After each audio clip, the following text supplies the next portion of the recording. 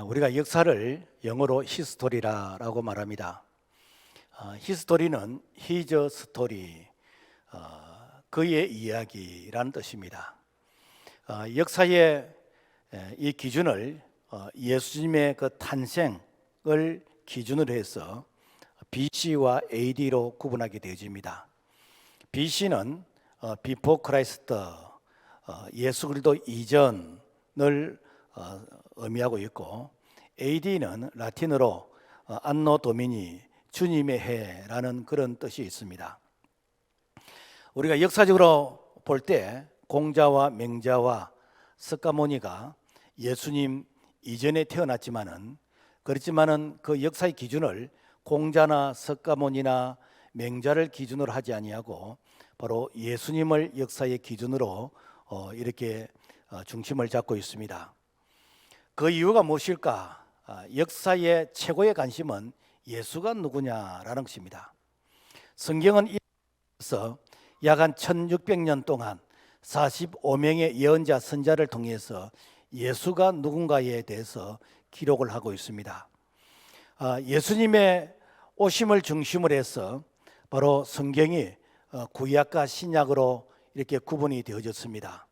그래서 구약은 오실 메시아 예수 그리스도에 대해서 말씀하고 있고, 신약은 오신 예수님에 대해서 증거하고 있습니다. 오늘 우리의 삶에도 BC와 AD가 있어야 됩니다.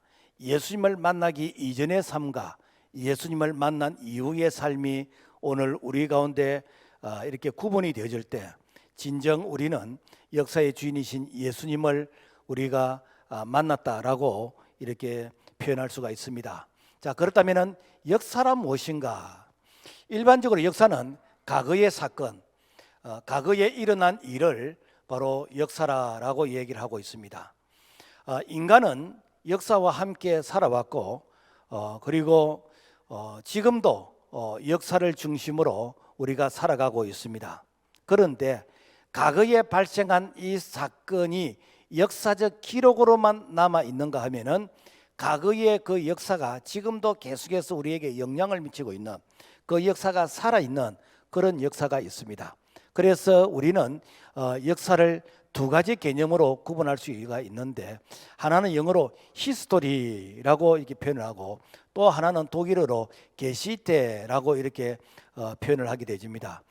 히스토리 역사는 연대적 사건에 의한 역사, 그래서 과거에 일어났던 이벤트, 사건, 그래서 과거에 연대적으로 일어난 그 사건을 중심으로 해서 기록한 이 역사를 우리는 히스토리라고 얘기합니다. 그래서 이 히스토리는 우리가 이렇게 확인할 수 있는, 소위 말해서 이렇게 연대적으로 그리고 날짜별로 시간적으로 구분할 수 있는 이런 시간, 그래서 이것을 헬라어로는 크로노스 시간이다라고 얘기를 합니다.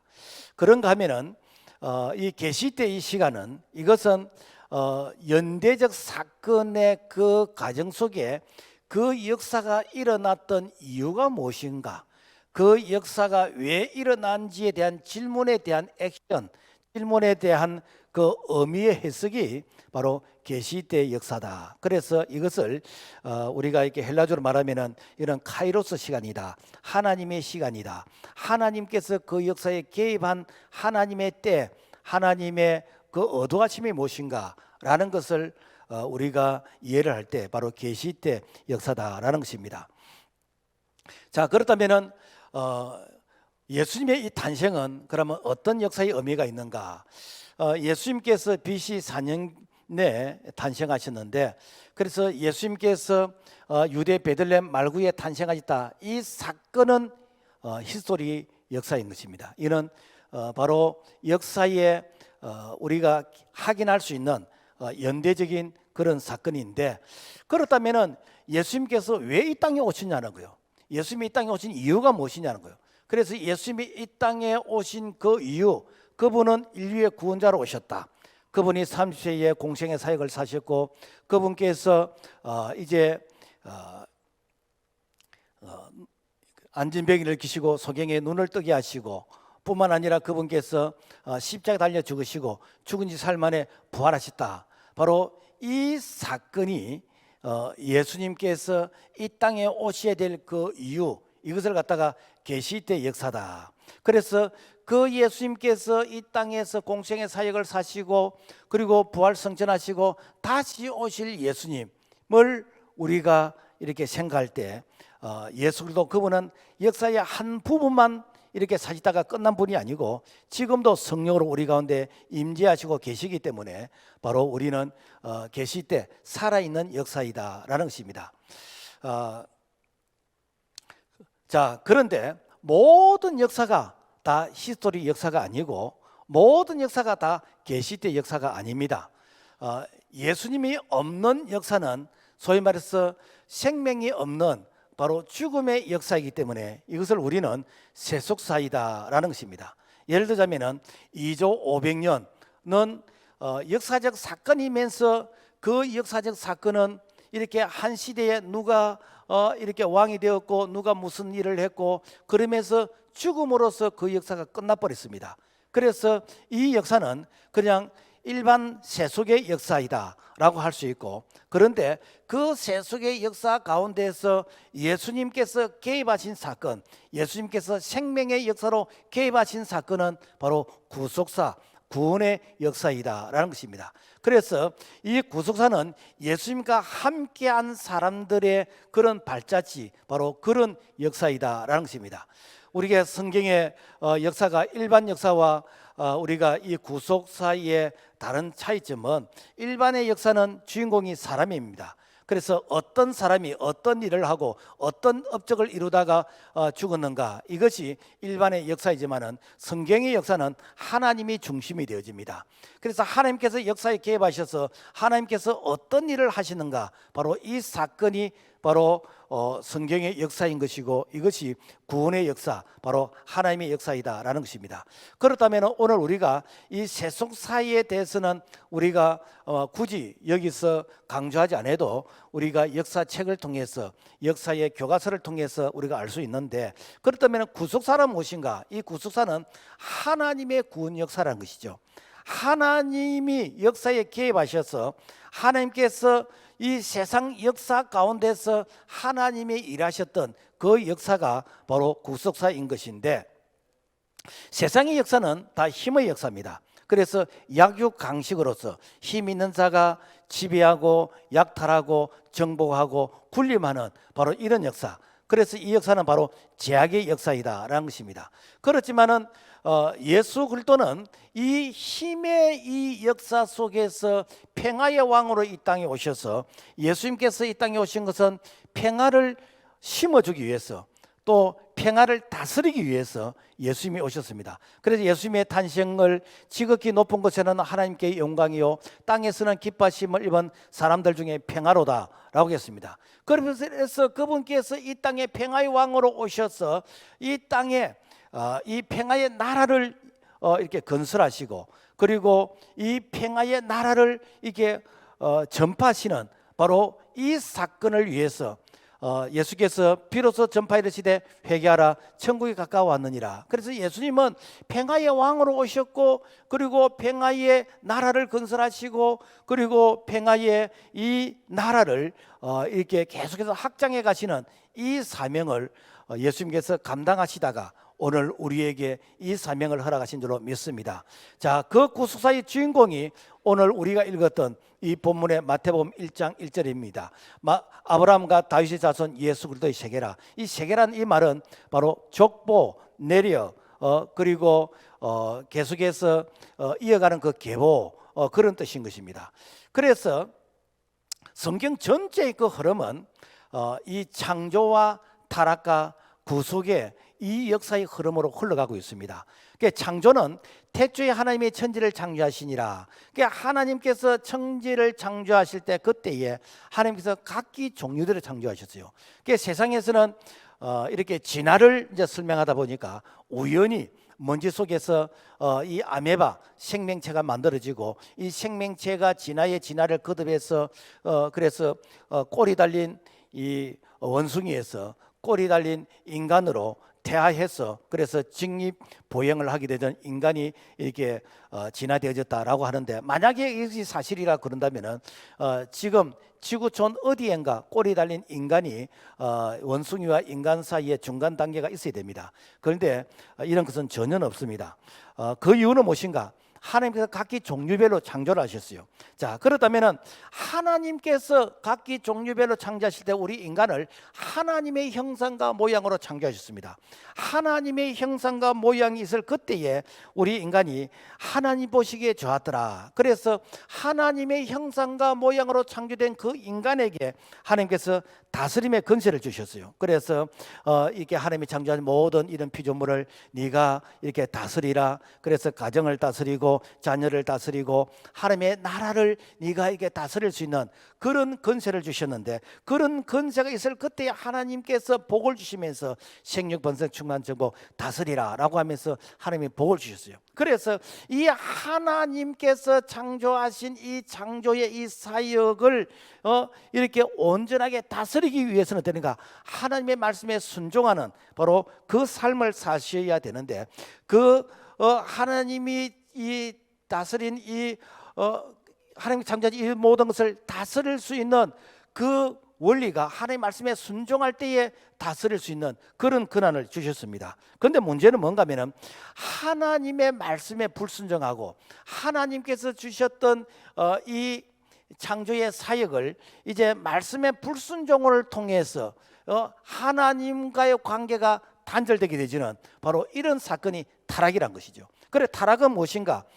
우리가 자꾸만 무슨 죄라는 것은 싸움하고 뭐 도둑질하고 나쁜 짓하고 악한 행동을 한 이런 걸 죄라고 생각하는데, 그거는 죄의 결과이지 죄의 원인은 아닙니다. 죄의 원인은 무엇인가? 하나님의 말씀을 불순종하는, 즉 다른 말하면 하나님을 믿지 않는 이것이 죄라라는 것입니다. 그래서 하나님을 불신하고 하나님의 말씀을 불순종하게 될 때에 이 세상에 그러니까 무슨 죄를 뭐 짓지 않는 그런 죄가 있겠습니까? 오늘날 우리가 뭐 동성애가 나쁘다, 뭐 나쁜 차별 금지법 이런 부분들 자꾸만 지적하는데, 결국에는 무엇인가? 하나님의 말씀을 부정하고 하나님의 창조 질서를 파기하는 이것이 죄거든요. 그러니까 다른 말로 하면은 하나님의 말씀을 우리가 순종하고 실천할 때에 이 땅에 이 바른 하나님의 창조 질서를 세워갈 수 있다라는 것입니다.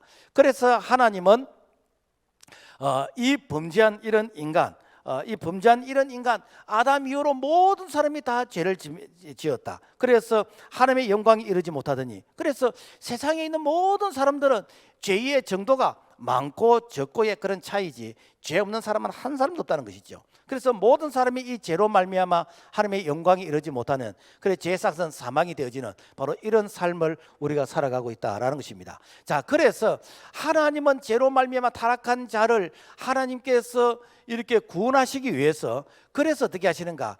이 구약에서 아브라함을 세워서 장차 아브라함의 자손을 통해서 하나님께서 이 구원자를 보내주실 것이다 라는 그 약속이 창세기 12장 1절부터 이제 3절의 말씀인 것입니다. 그래서 하나님께서 내가 너로 큰 민족을 이루고 내가 너에게 복을 주어서 그래서 너 이름을 창대하게 하리니 너를 축복하는 자에게는 내가 너에게 복을 주고 너를 저주하는 자에게는 내가 저주하리니 땅의 모든 족속이 너로 말미암아 복을 얻을 것이라. 그러면서 하나님의 구원 계획, 이 아브라함을 통해서 하늘의 별들보다도 바다의 모래알보다도 더 많은 자손을 주시기는 그 약속의 말씀이 때가 되매 예수 그리스도를 통해서 이루어지게 하셨다라는 것입니다. 그래서 사실 예수님은 뭐 이렇게 결혼 안 하시잖아요. 그런데도 불구하고 예수 그리스도의 이 자녀, 하늘의 별들보다 바다의 모래보다 많도록 전 세계에 약 한 30억의 이런 그리스도인들이 이렇게 만들어지게 되어진 것은, 이것은 바로 아브라함의 이 복음이 예수 그리스도를 통해서 성취되어졌다라는 것입니다. 뿐만 아니라 다윗의 후손을 통해서 오실 것을 약속하셨습니다. 그래서 사무엘 7장의 이 말씀에 보면은 자, 그러므로 이제 내 종 다윗에게 이와 같이 말하리라. 너 집과 그리고 너 집에서 영원히 보존되고 너 왕위가 영원히 견고하리라 하셨다 하라. 무엇인가? 이 예수 그리스도 그분은 다윗의 왕의 계보를 통해서 이 다윗 왕과 같은 그런 왕권을 가지고 이 땅에 오실 것이다 라는 것이 바로 이 다윗의 이 왕의 그런 계보를 통해서 오실 것을 이미 말씀하고 계시는데, 그래서 예수님은 만왕의 왕이시지만은 예수님께서는 군림하시는 왕이 아니고 바로 섬기는 왕, 예수님께서 죽기까지 섬기는 이런 왕으로서 이 땅에 오셨는데 바로 그분이 다윗의 계보로 오신 예수 그리스도이시다라는 것입니다. 그렇다면은 예수 이름이 이렇게 죄에서 구원할 자, 이게 예수 이름이거든요. 그러면은 예수님께서 무엇을 구원하시는가, 무엇을 회복하는가? 이 첫사람 아담이 하나님 앞에서 선악과를 통해서 우리에게 원죄가 이렇게 주어졌는데, 예수 그리스도 그분께서 십자가에서 이 선악과를 반납하시고 예수 그리스도께서 우리에게 생명나무가 되어 주셔서, 그래서 예수 그리스도를 믿는 자들마다 하나님과의 관계가, 말씀의 관계가 회복이 되는 것이고, 그리고 하나님과의 이 구원의 관계가 회복이 되어지는 바로 이 역할이 예수 그리스도 그분께서 십자가에서 다 이루었다라고 선포하시면서 우리에게 주신 이 구원의 은혜인 것이고, 이것이 복음인 것입니다. 그래서 이 창세기 1장 27절에서 하나님이 자기 형상대로 사람을 창조하셨는데, 그 보이지 않던 하나님이 볼 수 있는 하나님으로 오신 분이 누구신가? 바로 예수 그리스도이시거든요. 그래서 예수 그리스도 그분을 만나게 되지면은 바로 우리가 하나님을 만나게 되는 것이고, 예수 그리스도 그분을 통해서 우리가 하나님을 우리가 볼 수 있는 바로 그러한 모습이 예수 그리스도인 것입니다. 그래서 이 요한복음 1장에 보면은 말씀이 육신이 되어 우리 가운데 거하심에 우리가 그 영광을 보니 아버지 독생자의 영광이요 은혜와 진리가 충만하더라. 그러니까 말씀이 육신이 되었다는 것은 구약에서 말씀하시던 그 하나님께서 때가 되면 육신의 몸을 입고 이 땅에 오시는데, 그분이 바로 성육신하신 예수 그리스도이시다. 그래서 그 성육하신 예수 그리스도 그분께서 어떤 삶을 살 것인가? 바로 구원자의 삶을 살 것이다. 그래서 예수님이 태어나시기 전에 이미 아들을 낳으니 이름을 예수라라. 이는 자기 백성을 죄에서 구원할 자이심이라. 그래서 예수님은 우리를 구원해 주시는데, 우리를 이렇게 영혼 구원뿐만 아니라 우리를 가난에서 구원해 주시고, 질병에서 구원해 주시고, 위기의 가운데 구원해 주시고, 우리의 모든 이런 삶의 영역에서 구원자가 되어 주신 분이 바로 예수 그리스도이시다라는 것입니다. 바로 이러한 사역을 이렇게 계획하시고 때가 되면 이루어지게 하신 분이 누구신가? 이게 바로 하나님이시라. 그래서 이것이 하나님의 사랑인 것입니다. 그래서 요한복음 3장 16절 보면은 하나님이 세상을 이처럼 사랑하사 독생자를 주셨으니 이는 저를 믿는 자마다 멸망지 않고 영생을 얻게 하려 하심이라. 뿐만 아니라 이 구원받은 자들에게 우리가 영원 구원만이 끝나는 것이 아니고 이 우리에게 생명을 때 풍성히 주시는 그런 은혜. 그래서 요한복음 10장 10절 말씀에 보면은 이렇게 내가 온 것은 생명을 얻게 하고 더 풍성히 얻게 하려 하시는 것이라. 그래서 예수님이 이 땅에 오신 것은 우리를 죄로부터 건져주시고, 가난과 질병으로부터 위경으로 건져주시고, 그리고 예수 생명을 가진 자들이 그냥 예수 생명을 얻은 것뿐만이 아니라 예수 안에서 풍성한 그런 생명을 누릴 수 있는 이런 축복을 우리에게 주시기 위해서, 그래서 마태복음 1장 1절 자, 아브라함과 다윗의 자손 예수 그리스도의 세계라. 이것은 무엇인가? 예수 그리스도를 통해서 이 모든 삶의 영역이 치유되게 회복되어지는 이 역사를 이루기 위해서 구약에서 예언하셨고, 때가 되면 예수님께서 오셨고, 그리고 예수님이 이 사역을 삶을 감당하고 계시고, 지금도 성령으로 우리 가운데 이 역사는 계속 진행되는 줄로 믿습니다. 그래서 예수님은 역사의 중심이라는 거예요. 그래서 성탄의 주인은 누구신가? 바로 예수님인 것이요. 그래서 우리가 연대를 BC와 AD로 구분할 때에 사실은 예수 그리스도 그런 탄생을 중심으로, 정확하게는 BC 4년에 탄생하셨는데, 그래서 예수 그리스도의 그 탄생을 기준해서 예수 그리스도 이전, 예수 그리스도 이후로 이렇게 나누게 되어집니다.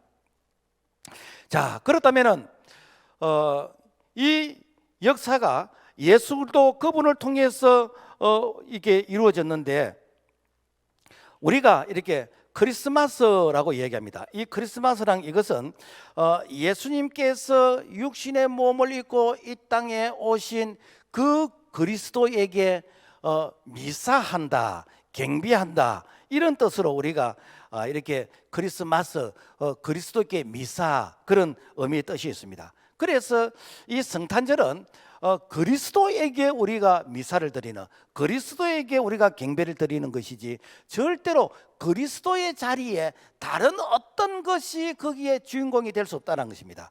우리가 성탄절 때 이렇게 트리를 만들고 뭐 루돌프 사슴코, 그다음에 산타크로스, 이것은 성탄의 하나의 문화일 뿐이지 이것이 성탄의 절대로 주인공이 아니다라는 것입니다. 안타까운 것은 오늘날 그 인권을 강조하는 이런 사람들이 이제 자꾸만 인권이라는 그런 이름으로서 이 종교 차별 금지를 이제 그들이 강조합니다. 그래서 서울 이제 시청 앞에 이 성탄 트리를 이게 세우게 되어졌는데, 그래서 이 성탄 트리 위에 십자가를 세우니까 이 십자가는 기독교를 강조하는 종교적인 색채가 너무 강하다. 그래서 십자가를 떼라. 십자가를 뗄 수 없다. 그러면 작게 할게. 이렇게 해가지고 십자가가 점점 작아지게 되어지는. 뿐만 아니라 여태까지 우리가 장유에 이렇게 성탄 트리를 일동 그 행전 이 복지관 앞에 세우는데, 올해는 그것도 이제 없습니다. 예산이 적어가지고. 그래서 점점점 이제는 이 성탄이 이제는 가정에서 교회 안에 가두어두게 되어지는. 그래서 전에는 이 성탄절 그러면은 뭐 백화점이라든지 거리에서 자기들이 예수를 안 믿어도 이렇게 캐럴송이 나오고, 이 고요한 밤 거룩한 밤 기쁘다 구주 오시네, 그러면서 이 성탄의 문화가 이게 참 많이 이렇게 그 보편화되어졌는데, 지금은 이제 이런 캐럴송도 점점점 이렇게 그 사라져 가고 있는 그런 현실이고, 그래서 이제는 크리스마스라는 이런 말 대신 해피 홀리데이, 그러니까 이 날은 그냥 행복한 날, 뭐 즐거운 날, 그리고 뭐 좀 거룩한 날, 이렇게 해가지고 성탄의 그 본질적인 그 이제 단어를 점점 탈색시키고 가고 있는 이런 현실이다라는 것입니다. 여러분, 성탄절은 예수님이 만왕의 왕이시고 만주의 주 대신 이 주인으로 오신 날이기 때문에 절대로 우리가 이 성탄절을 다른 그 어떤 것으로 대신해서도 안 되고, 그리고 우리가 교회에서 이 성탄의 주인공이신 예수 그리스도 그 외에 다른 어떤 것이 찬양이나 경배를 받아서 안 되고, 그래서 우리가 이 성탄의 이런 모든 행사를 할 때도 예수님이 주인이 되지는 그러한 행사가 되기를 주의 이름으로 부탁을 드립니다. 그리고 예수님은 알파와 오메가가 되신다. 요한계시록 22장 13절의 말씀 보면은 나는 알파와 오메가요, 처음과 나중이요, 시작과 끝이니라. 왜 알파와 오메가를 하는가? 어떤 사람이 자꾸 교회에서 알파와 오메가니까 참 무식하게 알파와 오메가 그것밖에 모른가 보다. 어떤 분이 그래요. 알파와 오메가 되시고 베타가 되신 하나님, 이렇게 무식에 충만하게 얘기했다는데, 이거는 그런 뜻이 아니고 히라보에서 시작과 알파벳 알파와 그리고 오메가가 끝이요. 마치 우리 영어로 말하면 A부터 이게 Z까지 그런 의미인 것입니다. 그래서 예수님은 역사의 시작이고 역사의 마무리 끝이란 거예요. 그래서 예수님께서 태초에 이 천지를 창조하시고 예수님께서 다시 재림주로 오시면서 이제는 역사의 천년왕국이 시작되지는, 새로운 역사가 시작되지는, 그래서 예수님은 시작과 끝이 되신다라는 것입니다. 그래서 우리가 이게 세계사를 쭉 보면은 예수 그리스도가 중심인데, 이 예수 그리스도의 복음이 들어가는 나라마다 그 나라가 선진국이 되어지고 그 나라가 제사장의 나라가 되어지면서 이 그 나라가 강대국이 되어집니다. 왜 그런가? 바로 복음 전하라는 이 사명 때문에 하나님께서 그 나라를 세워주시는 것입니다. 그래서 하나님은 초기 이 교회 시대 로마를 강대국이 되게 했어서, 그래서 로마를 통해서 이 세계 복음이 전파되게 하시고, 그리고 로마가 쇠퇴하자 이제는 유럽을 세워서 이 유럽을 통해서 이제 복음화가 이루어지게 하시고 그러다가 이 영국을 이제 세워서 이 영국이 해가 지지 않는 이런 나라로 사용하다가 영국이 가톨릭으로서 이제 변질되지니까 이 청교도들이 영국에서 미국으로 건너가서 이 미국을 이제 청교도 국가를 세워서 이 미국을 통해서 이제 전 세계 복음을 전하게 하시는, 그래서 우리나라도 약 한 135년 전에 이 태평양을 건너서 이 조선의 한국의 이 복음이 전해지게 되어졌습니다. 그래서 이 선교 약 한 135년 만에 이 조선, 이 대한민국이 세계 선교의 2위가 되어지도록 하나님께서 이 조선, 이 대한민국을 축복해 주셨어요. 그래서 이 선교 2위의 이 사명을 감당할 수 있도록 하나님께서 우리나라에 경제 10위권이 되어줄 수 있도록 지하자원, 천연자원이 부족한 이 나라를 이게 축복하셨습니다. 왜 축복하셨는가? 이 복음의 사명을 감당하라고. 그래서 하나님께서 축복하신 것입니다. 그런데 안타깝게도 우리 역사 가운데서 이 복음을 이렇게 거절했던 그런 한 시대의 아픈 역사가 있습니다. 일제강점기 때 일본은 조선을 이렇게 영구히 식민지하기 위해서, 그러니까 다른 부분은 영토나 정치적으로나 다른 부분은 식민지가 되어졌는데, 그런데 이 종교의 이 부분에 대해서는 이 식민지가 안 되는 거예요. 왜 안 되는가? 기독교가 계속해서 이 부분에 대해서 반대를 하니까. 그래서 이 일본 이 형사들과 이 사복 이 경찰들이 교인 속에 의용 교인으로서 이제 이 들어와 가지고 그래서 해유를 하게 되는 것이고 그리고 탄압을 하게 되는 것이고, 이렇게 해서 1938년 제27회 이 총회에서 이제 이 신사참배를 이렇게 가결하게 되어지는 이런 교회사에 가장 수치스럽고 불미스러운 이런 일이 있었습니다. 그래서 이 신사참배를 가결했던 그 이유 때문에 저 북한 땅 공산화가 되어져 버리고, 그리고 그 이후로 6.25 전쟁이 일어났고, 그리고 세계 유일의 분단 국가가 만들어졌다. 그래서 9월 9일 날 이 신사참배가 가결이 됐는데, 이 9월 9일이 북한이 정권이 수립한 날이 9월 9일이고, 북한에서 김일성 그리고 김정일이 김정은이가 이렇게 이 취임할 때가 다 9월 9일을 중심으로, 이것은 다른 말로 하면은 이 사탄의 그런 문화의 그런 우리에게 이 교훈을 주는, 절대로 너희들이 하나님을 이렇게 버리고 이 공산의 이런 문화를 받아들이게 되지면은 이렇게 되진다라는 그런 상징적인 그런 아픔의 바로 역사인 것입니다. 그래서 북한 땅은 공산화되면서 지금도 기독교 탄압의 국가로서 세계 제일 이렇게 빈민국으로서 그래서 북한이 참 이렇게 추운 겨울 이게 겨울이니까 당연히 춥다고 하겠지만은 그 추위와 그 배고픔과 그리고 자유가 없는 이런 행편 가운데서 이 북한이 동토의 땅이 되어졌는데, 우리가 정말로 북한을 사랑한다면은 북한에게 돈을 갖다 주는 것이 아니라 북한에게 복음이 들어가서 하나님께서 북한을 회복시키는 바로 이것이야말로 바로 이 북한이 이게 잘 살 수 있는, 하나님께서 축복하실 수 있는 그런 원리이다라는 것입니다. 그래서 우리가 북한을 위해서 늘 기도하고 북한 땅에 이 복음이 들어갈 수 있도록 다시 한번 평양이 제2의 예루살렘이라 할 수 있는 복음이 들어갈 수 있는 이 일에 우리 교회와 우리 모두가 기도하면서 쓰임받기를 주의 이름으로 부탁을 드립니다. 자, 그렇다면 우리는 무엇을 해야 될까? 우리는 이 성탄의 기쁜 소식을 전해야 됩니다. 이 성탄의 이 기쁜 소식을 제일 먼저 이렇게 들었던 자가 누군가? 목자들이요. 그래서 누가복음 2장 8절에서 10절 말씀 보면은 그 지역에 목자들이 밤에 밖에서 자기 양떼를 지키더니 천사가 이르되 무수하지 말라, 보라 내가 온 백성에게 미칠 큰 기쁨의 좋은 소식을 너에게 전하노라.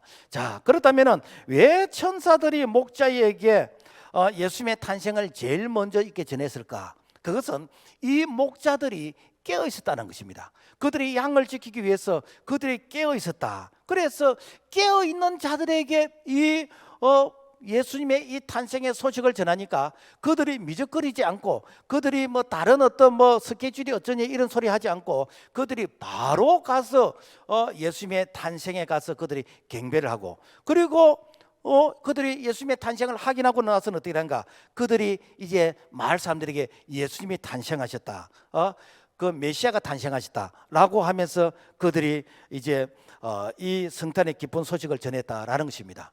여러분, 우리가 모든 길은 로마를 통한다는 그런 말들을 많이 들었잖아요.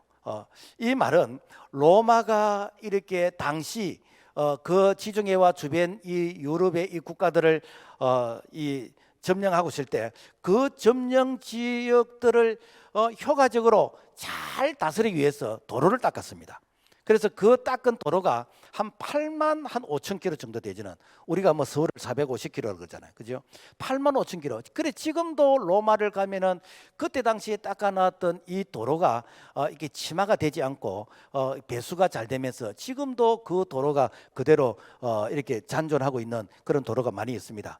그래서 그 도로로 이렇게 병력을 수송하고 그다음에 무기를 실어 나르는 이렇게 도로가 되어졌는데, 자, 그래서 이 로마가 그 도로를 만들 때는 이렇게 그 점령 지역을 이렇게 약탈하고 그다음에 지배하기 위해서 세상적으로 보면은 그런 어떤 제약의 그런 길이었지만은, 그러나 이 로마가 복음화된 이후로 313년 콘스탄티노 황제가 이 로마를 기독교 국가로 이렇게 선포한 이후로 그 도로가 복음을 전하는 그런 도로가 되었다는 거예요. 그래서 예수님께서 내가 길이요 진리요 생명이니, 그러니까 이 로마의 이 길은 이게 정복하고 탄압하기 위한 길이었지만은 예수도 복음이 전해진 이후로부터는 이제는 생명의 길이 돼서, 그래서 로마가 닦아놓은 그 길을 통해서 유럽이 복음화되는 일에 아주 일조를 하게 되어졌다라는 것입니다. 그래서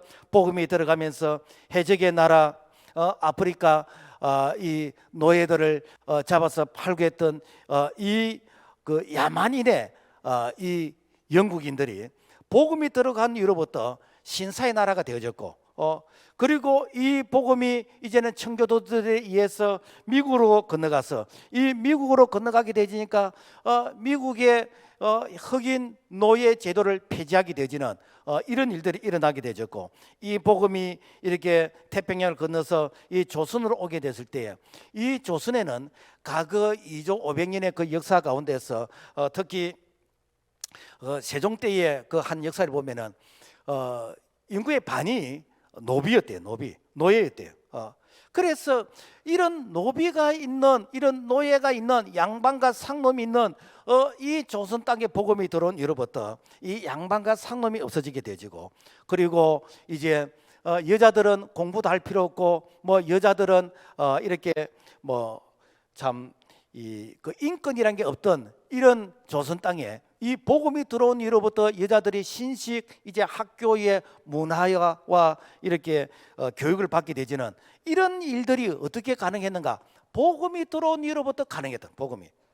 그래서 이 복음이 들어온 이후로부터 우리 이 대한민국이 이렇게 정부 통계청의 발표에 의하면은 기독교가 제1 종교가 되어졌고, 그리고 865만 명 이 개신교가 이렇게 되어지는, 이렇게 되기까지는 이게 바로 복음의 발자취의 그런 역사였다는 것이죠.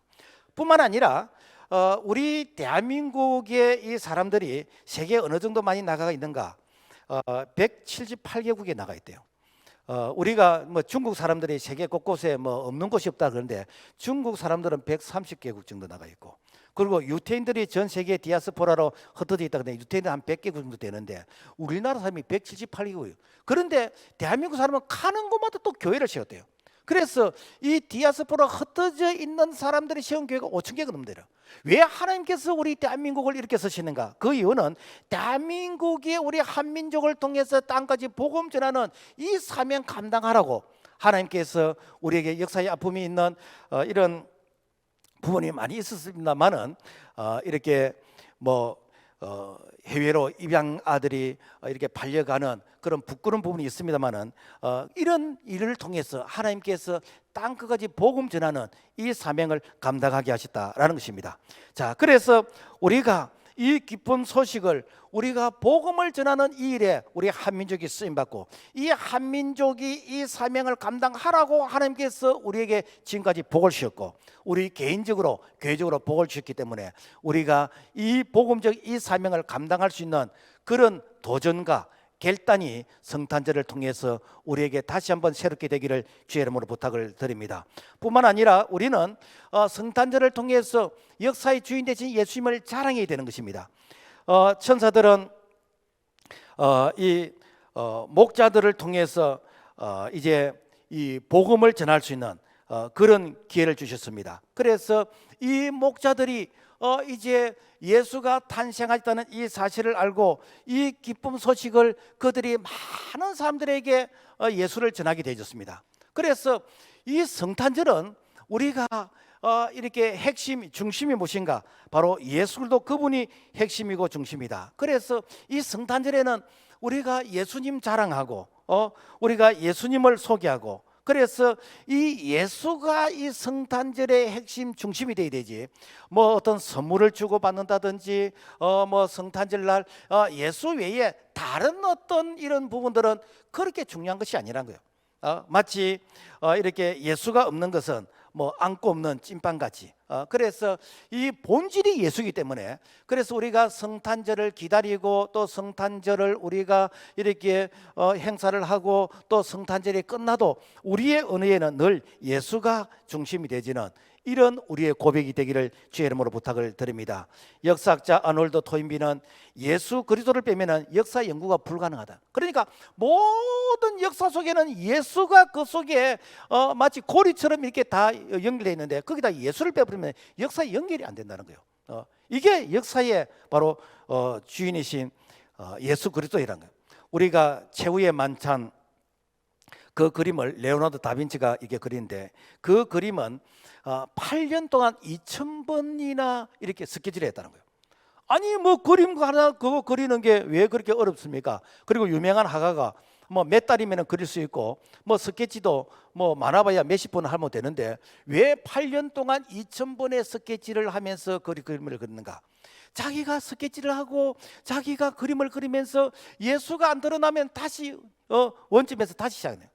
그래서 자기가 스케치하고 또 이렇게 물감을 칠하면서 예수가 그게 드러나지 않으면 다시 시작하고 그러니까 한 번은 이 정도면 됐다라고 하면서 이 성화를 그리고 이제 친구들에게 보여줬더니 그 친구는 얘기 예수님이 들고 있는 그 언잔이 야 그거 참 멋있네. 그러니까 미련 없이 그 언잔을 지어버리고 다시 예수님이 더 크게 드러날 수 있도록 이렇게 했다라는 것입니다. 여러분 그렇습니다. 예수가 드러나야 되지 그 주변 것이 이렇게 드러나는 이것은 바로 본질이 아니다라는 것입니다. MBC 탤런트 중에서 한인수 씨라는 분 여러분 기억하실 겁니다. 그분의 명함이 참 이렇게 그 인터넷에 들어가면은 화제가 되는데 그분의 명함에 뭐라고 적어놨는가? 그분의 명함에 자 우리가 만난 후 당신이 나를 잃는다 할지라도 당신은 이런 것이 전혀 없습니다. 그렇지만은 당신이 예수님을 만난 이후에 예수님을 잃는다면 당신은 모든 것을 잃게 된 것입니다 라는 것이에요. 사실 여러분요 우리가 이렇게 만남 가운데서 나를 기억 안 해도 당신은 손해볼 게 하나도 없어. 그런데 예수님을 만난 이후로 내가 예수님을 잃어버렸다면 당신은 인생 전부를 잃어버린 거라. 왜? 가장 중요한 것을 잃었기 때문에. 그래서 우리의 삶 가운데서 예수를 자랑하게 되어지면은 주님께서 그래 네가 나를 자랑해 나도 너를 자랑거리가 되도록 너를 세워주마. 이것이 바로 복음의 능력인 것이고 이것이 주님께서 우리를 통해서 하시고자 하시는 바로 주님의 뜻이다라는 것입니다. 좀 오래된 얘기입니다만은 그 국민일보 칼럼 가운데서 이런 얘기가 있었습니다. 아이가 이제 생일 파티를 하는데 그래서 집에서 엄마가 이제 이 생일 이 파티 그 음식을 이렇게 만들어 줬어요. 요즘은 뭐 롯데리아나 뭐 이런 이 햄버거 집에서 아이들이 이제 생일 파티를 합니다만, 옛날에는 엄마가 직접 이제 김밥을 말고 뭐 이렇게 치킨이며 뭐 이런 걸 이제 준비해가지고 친구들 초청해서 이렇게 이 생일 잔치 파티로 이렇게 만들어 줬습니다. 그래서 이제 친구들이 많이 와가지고 그들이 이제 뭐 열심히 치킨도 먹고 김밥도 먹고 이제 먹고 나서, 그러고 나서는 자기 집 자랑을 하기 시작하는 거예요. 이제 어떤 아이가 자기 아버지 자랑을 하고요. 우리 아빠는 집에 서재 책이 되게 많다. 우리 아빠는 텔레비에 나오는 교수님 누구누구도 알고 누구누구도 알고 그러면서 박사님을 알고, 그래서 자기 아버지가 이렇게 참 그 지식이 이렇게 훌륭하다, 이걸 이제 자랑하는 거예요. 옆에 있는 아이가 우리 아빠는 돈이 되게 많은데 우리 아빠는 누구누구 사장님도 알고 그리고 이렇게 텔레비에 나오는 그 회장님도 알고 우리 아빠는 이렇게 돈 많은 사람들 되게 많이 알고 있다. 그러니까 옆에 있는 아이가 있다. 와, 우리 아빠는 시의원도 알고 국회의원도 알고 우리 아빠는 정치인들 되게 많이 알고 있다. 그러면서 자기 나름대로 뭐 이렇게 자랑할 걸 얘기하는 거예요. 근데 그 얘기를 옆방에서 듣고 있던 이 아빠가 이게 가슴이 조마조마하는 거로, 와, 나는 자랑할 게 없는데 우리 아이는 아빠에 대해서 뭘 자랑할까? 그래서 이 가슴이 조마조마하는 거예요. 그런데 이 아이가 우리 아빠는 성경책이 되게 많다. 우리 아빠는 성경을 되게 많이 읽는다. 우리 아빠는 하나님을 잘 안다. 이렇게 말하는 거예요. 그 말을 듣는 순간 이 옆방에서 참 이렇게 가슴을 졸이는 이 아빠가 눈물이 왈칵 쏟아졌다라는 것입니다. 여러분, 그렇습니다. 우리가 뭐 세상에 뭐 교수님을 알고 뭐 사장을 알고 시인을 알고, 이거는요 케이스 바이 케이스입니다. 이거는 더 많이 이렇게 아는 사람에 비하면은 이거는 상대적으로 작아지는 것이요. 그렇지만은 우리가 하나님을 안다, 내가 성경을 안다, 이것보다도 더 크고 자랑스러운 것이 없다는 거예요. 그래서 여호와를 기쁘시게 하라, 그리하면 내가 너 마음의 소원을 이루어 주시리라 라고 했습니다. 오늘날 안타까운 것은 성탄절에 예수를 모르는 사람이 참 많이 있습니다. 예수 이름 대신에 주변적인 거 이런 것에 많이 이제 예수 이름이 가려지게 되어지는 이런 현실 가운데에서 우리가 다시 예수 이름을 부르고 다시 우리가 참 이렇게 예수가 이게 중심이 되어지는, 그러니까 성탄절 때 예수 빼면 아무것도 없는 이런 성탄절이 되었어. 그래서 우리뿐만 아니라 우리 다음 세대 우리 자녀들에게도 성탄절 하면 예수님이 떠오르고, 성탄절 하면 선물이나 어떤 사슴코가 아니라 성탄절 그러면은 내가 어떻게 이렇게 구원받았는가, 이 복음을 어떻게 전할 것인가, 내가 어떻게 예수를 자랑할 것인가, 오직 예수가 중심이 이런 성탄절이 되기를 주의 이름으로 부탁을 드립니다. 우리 예수님께서 역사의 주인으로서 BC와 AD의 이 중심에 있었다면 오늘 우리 삶에도 됩니다. 예수님 만나기 전에 내 모습과 그리고 예수님 만난 이후에 내 모습, 그래서 BC와 AD가 분명해짐으로 말미암아 내 삶의 영역에서 참 이렇게 간증이 있다면은 예수님 만나기 전에는 내가 이렇게 살았는데 예수님 만난 이후로 내가 이렇게 살고 있다. 그래서 내가 만난 이 예수를 또 다른 사람에게 전할 수 있는 그런 복음의 증인, 이 시대의 이 동방박사가 되어지고 이 시대의 목자가 되어져서 오늘 내가 만난 이 예수를 아직도 예수를 모르는 많은 사람들에게 전할 수 있는 그런 믿음의 우리가 주인공 그리고 산 증인이 될 수 있기를 주의 이름으로 부탁을 드립니다. 주님 감사합니다. 이 성탄의 주인공으로 오신 예수님, 예수님만이 높임 받으시고 예수님만이 영광 받으시고 이 예수님의 이름이 땅끝까지 증거되어진 일에 오늘 내가 쓰임 받을 수 있도록 은총을 베풀어 주시옵소서. 예수님 이름으로 기도합니다. 아멘.